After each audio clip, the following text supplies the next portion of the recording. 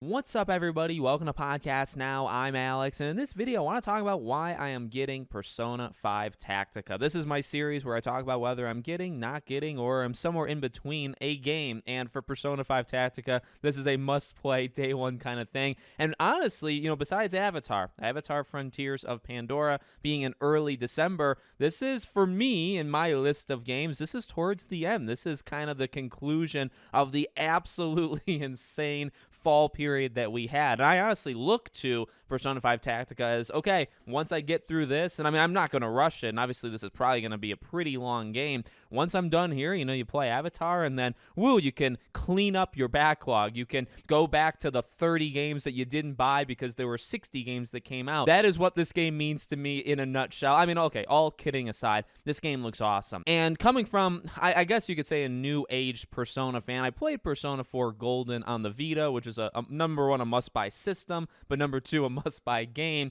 After that, I kind of became a fan, got Persona 5, loved Persona 5. Didn't do Royal, which is a big mistake, and I understand that was a mistake, but did Strikers and absolutely freaking love Strikers. And that's kind of where I'm coming from with Tactica, is obviously a very different kind of game, a different almost genre of game. However, any kind of spin-off to Persona 5, you can lock me in right away. Persona 4's cast obviously is incredible. Persona 5's cast is also incredible, and if you give me more of that acting, you give me more of those characters interacting with each other, a good story, which they really rarely miss in this, I guess maybe even series, right? I'm all for it. So for Tactica, obviously being pretty different. Now, I don't have too much experience with like the grid-based stuff, but I mean, Fire Emblem, I have played Fire Emblem, XCOM, there's some. It's not probably my strong suit, but it's not something I'm afraid of. It's not something that I've never played before in my life. So, from a combat point of view, and like the gameplay, right? Like what you're going to be doing in this game, I'd argue quite often, whether it's grinding levels or whether it's fighting bosses or kind of mandatory fights, right? Well, you're going to have to fight. So I feel pretty confident, I guess, in my ability to play it. But number two, and just also how it looks. That obviously goes a little into the art style. I think this game looks beautiful. I like the art style they've chosen for this, going a little bit different than what they, normally do. And even kind of reading behind the scenes, this is something pretty different than what they would normally do. They've never really done this for Persona games. They wanted to do almost like a tactical RPG kind of game in the Persona franchise, and they came up with this one, right? So even from behind the scenes, even from what you can see, obviously it's trying something, even though they've made like 50 spin-off games of Persona 3, Persona 4, Persona 5, even though they've done that, this is a pretty darn different version of it. But I will say this, I already technically said it, but what it really comes down to for me is just being able to jump back into like the universe again, right? I feel like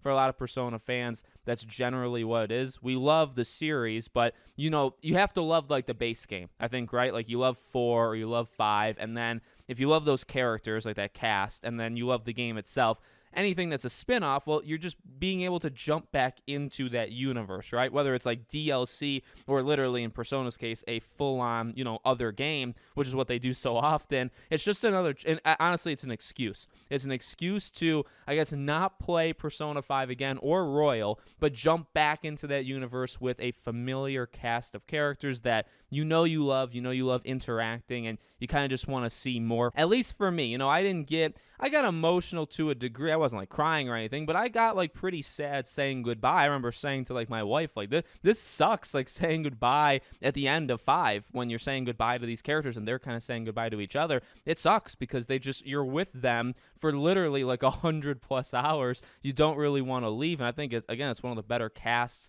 and Persona games generally have some of the better casts in all of gaming. So again, any excuse to be able to hear them, see them, interact with them, and have them interact with each other, I'm taking it. And then on top of it being something pretty darn different that they've never really done, and again, maybe a weaker spot in my how I play games, I guess, but something I'm willing to give a try, I'm all for it. So And also, by the way, final thing I guess to throw out, Game Pass. Now, support the games you want to support. I know I tend to get those comments where like I'll say I'm getting a game on Game Pass and they'll say like buy it. Look, money is always tight, or money can be tight for people nowadays.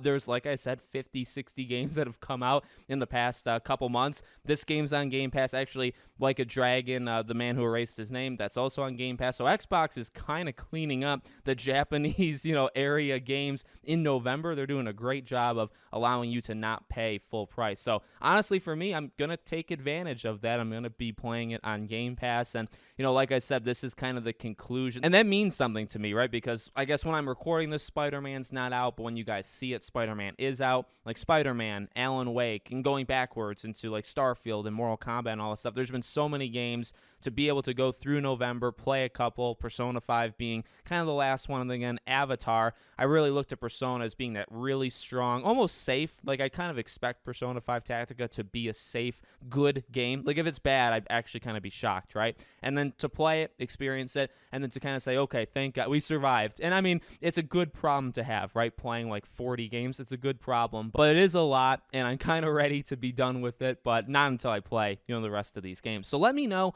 what you guys think of Persona 5 Tactica in the comments. Are you getting it, not getting it? Make sure, as always, you're subscribed to the channel, bell icon turned on, and I hope to see you all on the next one.